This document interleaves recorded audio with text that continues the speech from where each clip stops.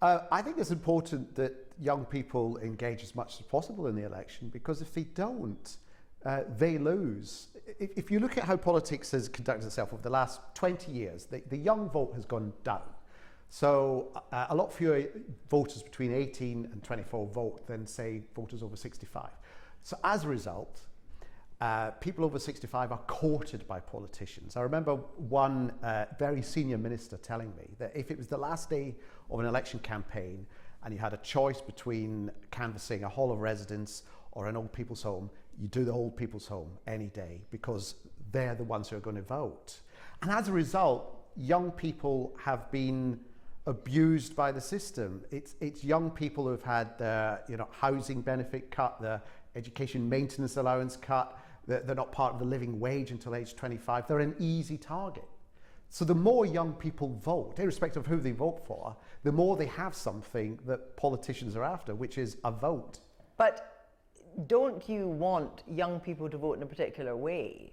So you would like young people, I imagine, to vote for Remain candidates or tactically vote for Remain candidates. So in fact, you only want them to vote if they vote your way. No. I mean, this is how democracy works. I've no idea how they'll vote. I saw one opinion poll that showed that young people might split more in favour of the Tories this election.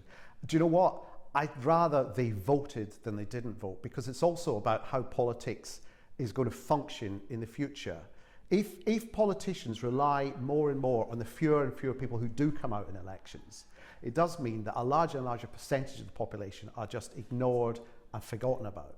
So should young people be allowed to vote at 16, as they did in the Scottish referendum? Yes, I've advocated. I thought that, initially when that was announced in Scotland, I was a little bit concerned, but actually the level of debate, the excitement, and also the fact that 16 and 17-year-olds for the first time felt really involved in fundamentally important decisions about their country's future, really galvanised an interest in politics. So I'm all for opening that up. I mean, David Cameron was given the opportunity to allow 16 and 17-year-olds to vote in the EU referendum, and he said no, because he was thinking about how it might affect the Tory vote in the future. If he'd said yes, then he may well be Prime Minister still.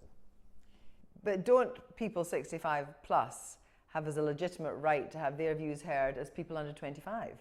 Yes, absolutely. I'm not suggesting that they stay in. And I'm also saying, if you think none of the above, then spoil your paper. I don't care. I just want you to get out and register, because as soon as you register, you have that one thing that a politician needs off you, which is a vote.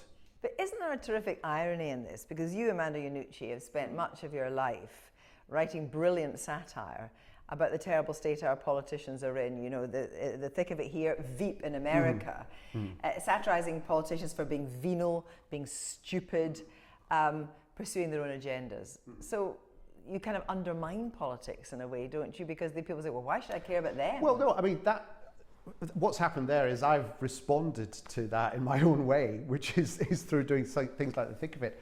I think you cannot change politics. If you're angry, like I've been angry about the state of politics, but if you care about politics as much as I care about politics, you have to do something. And I think that something must start with at least registering, showing an interest, and then getting out and voting. And are you putting your hand on your heart and truly saying that it actually doesn't matter to you if every single person between 18 and 25 was, for example, to vote for Theresa May? It wouldn't matter to you? Well, I'd be surprised. A British Prime Minister, if they have a massive majority, have total power. So I'd say, even though the headlines are saying huge majorities are inevitable, if young people are looking for a reason to try and make any kind of a difference, then at the very least they might be interested in seeing that majority, that total power, that sort of elected dictatorship, as Lord Hailsham once described it, is minimised.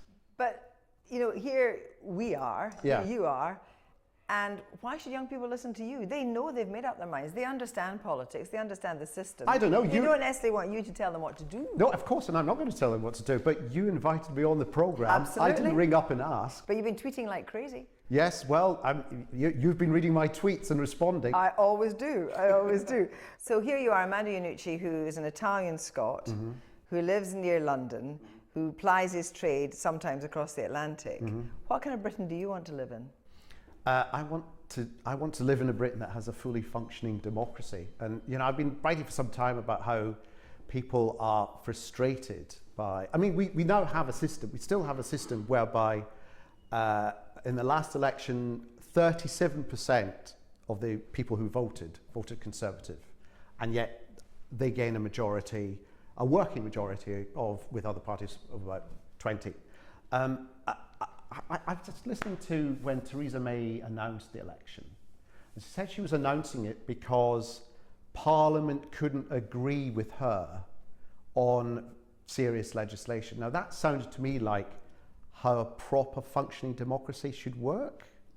And the fact that she could casually announce that as a flaw in the system that needs to be corrected and ask for a mandate that allows her to get whatever she wants without opposition, I find a worrying trend. Do you see the possibility of a satirical episode in that? Let's see how it plays out in front of us in reality first. So are you ready to go back into television satire? At some point, yeah. In Britain? Who knows? I just want to get this election out of the way first. Armando, thank you very much indeed. Thank you.